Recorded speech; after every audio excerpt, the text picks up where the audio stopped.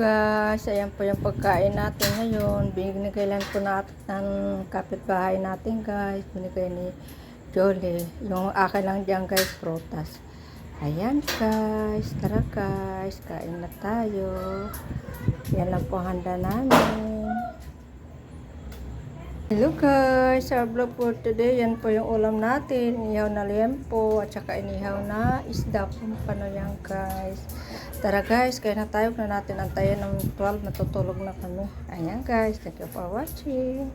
Guys, our vlog for today. May grasya na naman po tayo. Binigay din ng ating kapitbahay. Biko po siya guys. Ayan.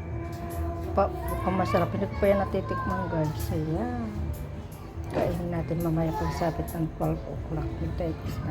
Thank you for watching. Guys, ayan, gumawa tayo ng Big Mac. Ayan. Kain tayo guys. Masarap na siya. Lagay ko na siya sa rib guys. Ayan. Kain tayo guys ng Big Mac guys. Ayan. Ayan guys. Kain tayo guys. Ayan.